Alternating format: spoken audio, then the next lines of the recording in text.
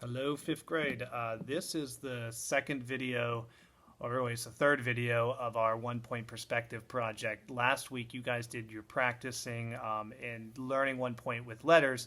This week, we're going to apply it to an actual drawing project. So, what we're going to do, what I'm going to show you guys how to draw, is we're making this dragon flying over a street with buildings in 1 point perspective.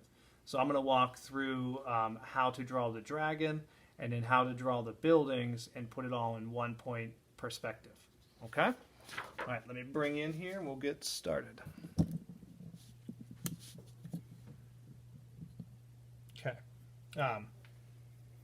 For this, we're going to start with the dragon first, and then we're going to move into the 1 point perspective with the buildings. The idea is that we're looking at a top-down view of a dragon flying.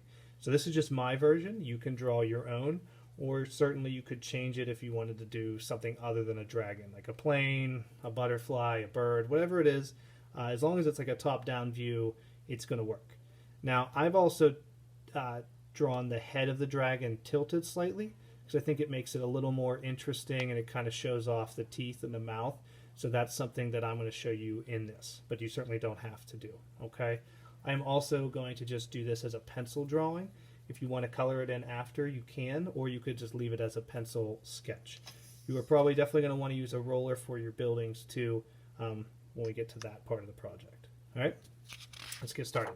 Now, one thing we want to make sure we do, especially with the dragon, and I actually, my first attempt at the filming of this, when I made my dragon, I made the head much too large and then the body just didn't really fit on the paper.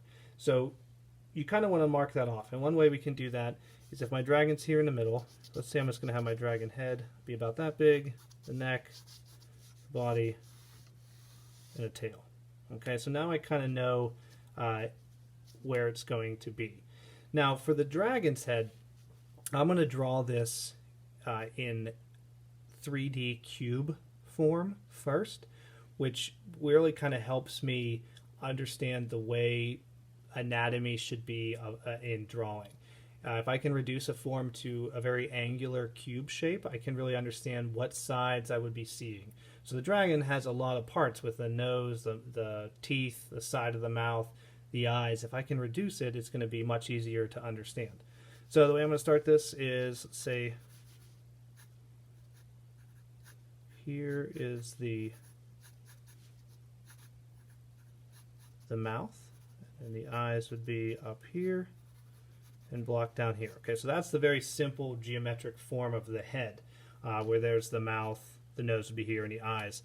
And that way I know where to place my lines and what parts of it I would see. So if I start this with the nostril up here, I would see this nostril. I'd come in a little bit, come back up for a bump. Then they kind of have a lot of times ridges, almost like alligators that are going to be across here. For the mouth, I like to bring mine up and down like an alligator as well, or a crocodile. Bring this one down, round that off, draw the bottom jaw. Now when I get to the eyes, I'm going to draw the brow line, the bone up here. The eye would be here, filled in. This side I wouldn't see the eye, but I'd see the bump of it. And then once I get into this part, I can start drawing the mane and those horns of my dragon, whatever you want, it's your dragon. Then I can draw in my teeth that I would see on the side of it, on the mouth. I like to fill in the empty spots black or darker, so it kind of makes them stand out.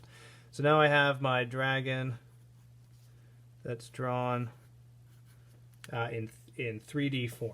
Okay, like the head, it's slightly tilted. For the neck, since it would be connected, you're going to see, if I have like the spikes, you're going to see part of this side of the neck too because the head's turned. So what I like to do is take my pencil and just shade that side of it. And then you're going to be, again, kind of adds that 3D shape to it. So here, then I'm going to come down to the wings. I'm going to draw like the muscles for like the shoulders as they start. Then I'm going to bring my wings up right about where the head is, draw a hook, bring my line out, kind of come down, and I can shade those after.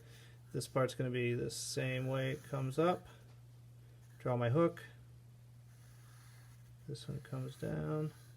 Bring it back to the body. I can always go adjust those later when I get into shading it, but now it's just blocking it all in. So that brings me to the body. For this one, I did not draw any arms or legs because I feel like they're tucked up underneath. So I'm not going to draw that in this one. But looking at this, I might actually bring my neck a little bit wider here, bring the wings down into the body more. I'm going to draw then those kind of spikes on the back of it, bring it in, make my tail very snake-like. Come back here, shade. Okay, then I'd move into shading the face a little bit. I'd put shadow in that part of the bottom part of the jaw. Looking at the wings, this is kind of like the bone structure or idea of like holding the wing together. So I can put some shadow underneath here. I'm actually going to make mine a little bit ripped on the edge, a little bit bigger. So I would go back and erase those original lines. And really, again, it's your version of a dragon, so however you want to make it is all totally fine. So ripped edges, have those come down. Shadow on this side of it. Okay, and again, spend as much time in detail as you want on your wings. Now you could put some tears in there, you know, some other horns if you like. Okay, so I'm put those in place. Maybe like the back muscles, maybe some rib muscles. Okay, so now we have our dragon. Now I'm going to move into the 1-point perspective in the road. So what I want to do for this is I want to make the vanishing point somewhere right in the middle. Okay, and you can draw it in, or if you remember where it is, make it super light so it's not noticeable. Then I want to make my road that's going right down the middle. You want to put it so it kind of makes sense. So I'm going to put my line here because I don't want it to be in the body of my dragon. So draw it. Same thing on this side. Again, it shouldn't be in the body of it because it would get confusing with the building. So I'm going to put it about here. Okay. So I have my road. You can put in the little painted lines all the way down. So now I have my road drawn and my dragon flying over top. Now I need to make the tops of the buildings. And remember, the tops, in 1-point perspective, the square or rectangle you're looking at, the vertical lines, okay, they're going up and down, are always going to be going straight up and down. Your horizontal lines are always going to be going straight across and paralleling the edge of your paper. It's the other lines that come from the corners that go to the 1 point. So I'm going to start with my first building. I don't want to draw the top of it right against the street because I want to give a little bit of space so that I can see it. Like, let me show you in the other one. So they're set back a little bit, and I varied the distance and how far back they are from the road. So my first one, maybe I'm going to draw it here. Okay, then I would draw this one again, matches the top of this. You don't have to make your buildings crazy deep. Something like this is good. Now, here what I do is I line up, put my pencil on that vanishing point, put my roller here, line it up with the edge, draw my line down. I'm going to stop here. Stop before you get to the road. Same thing, put this one here, put on the corner over there. This line goes until it would run into this line. Then do the same thing with here. Go back. This line would go straight back. Okay, so there's one building. So then my next building might be here. And remember, as they get closer to your vanishing point, your lines are going to be more and more horizontal. Okay, as they get further away, it's going to get more extreme. So let's say maybe I have another building. It's going to be here. You're just going to go and keep adding buildings. Remember to vary the size of them. It's going to look a lot more believable like buildings if you vary the sizes. So this one's right here, so it's almost horizontal, but then this part, because it comes all the way down here, go like that. Maybe my next building would be really long and narrow. Maybe not that narrow.